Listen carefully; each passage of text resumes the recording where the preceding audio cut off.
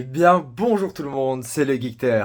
Aujourd'hui, on va s'essayer à une vidéo assez spéciale. Le youtubeur cliché. Je vais me tenter au doublage. Idée de merde. Idée de merde, je sais pas doubler.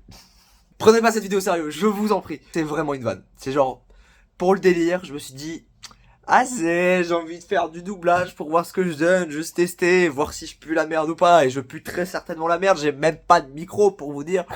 Tout est fait avec un téléphone sur cette chaîne.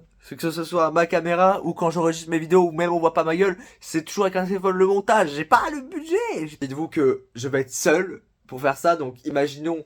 En général, je vais me concentrer sur un personnage, mais si imaginons que dans mon doublage il y a deux personnages, je vais être obligé de doubler le deuxième. C'est pour ça que j'essaie de faire en sorte de prendre des personnages très différents, parce que sinon j'allais être dans la merde.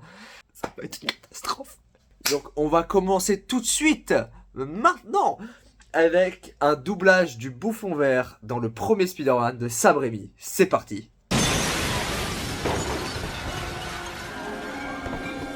Jameson, espèce de larve. Où est le photographe qui prend ces clichés de Spider-Man? Je ne sais pas qui c'est, il nous les envoie par la poste. C'est des salades. Non, c'est vrai. Il est le seul à pouvoir m'amener à lui. Je jure que j'ignore qui c'est. Alors tu es inutile, espèce... Pose-le à terre, l'affreux. Quand on parle du loup, Le manier, j'en étais sûr, vous êtes complices tous les deux. Eh fiston, laisse un peu parler papa et maman, d'accord? fais dodo.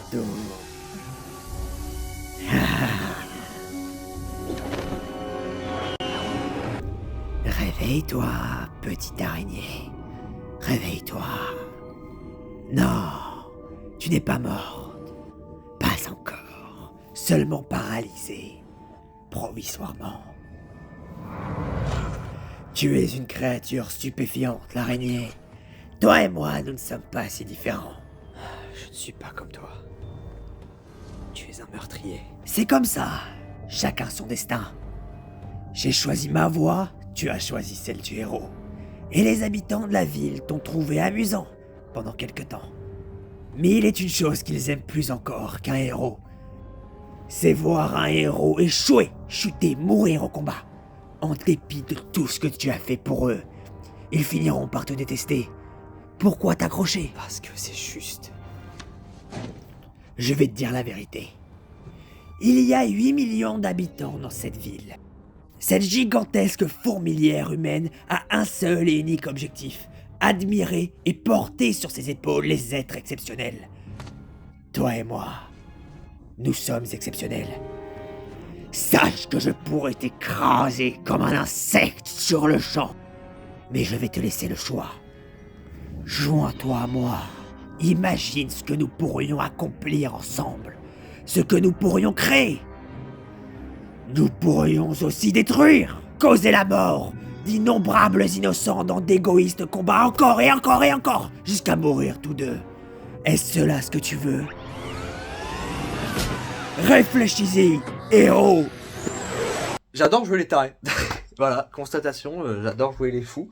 C'est mon activité préférée dans la vie. Et du coup, justement, en continuant dans ce côté taré, je vais me mettre à jouer le Joker dans le prochain extrait qui vient du film d'animation d'ici, The Killing Joke.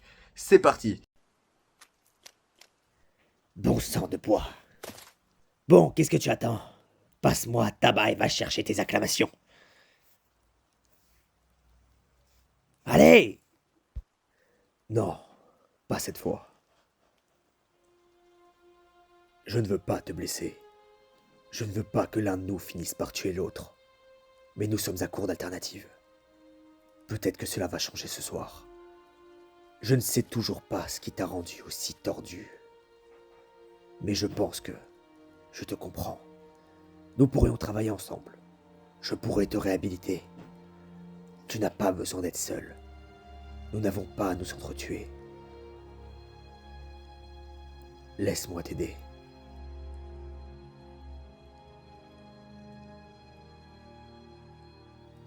Désolé, mais... Non. Non. C'est bien trop tard maintenant.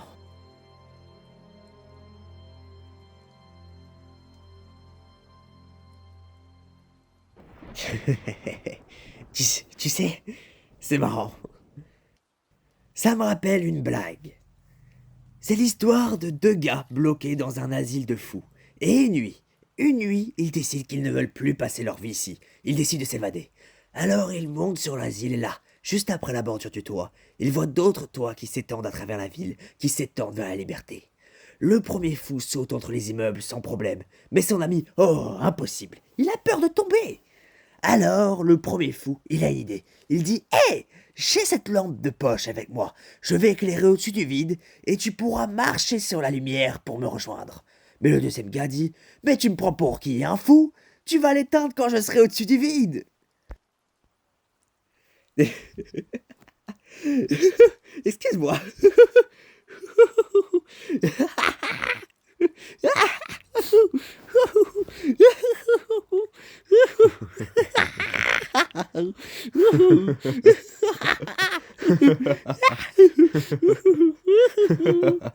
En plus d'avoir été une catastrophe, je me suis détruit la voix. Bon, je tourne ça à un autre moment, hein, donc j'ai pas encore la voix détruite.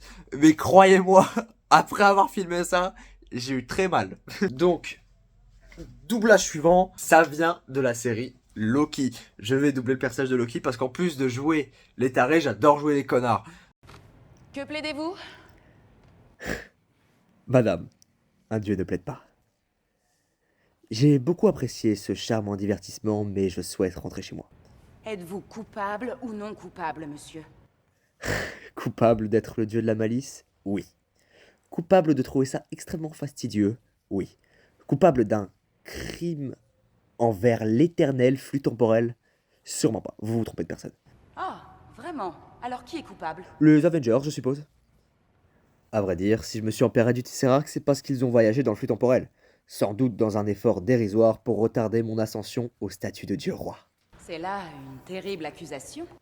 Croyez-moi, on peut repérer deux Tony Stark à l'eau toilette. Vous voulez des criminels du temps? C'est à eux que vous devriez vous en prendre. Vous pourriez me fournir un corps expéditoire et des ressources, et je pourrais retourner les éliminer pour vous. Nous ne sommes pas ici pour parler des Avengers. Ah non, Non. Ce qu'ils ont fait était censé arriver. Au contraire de votre évasion. je vois.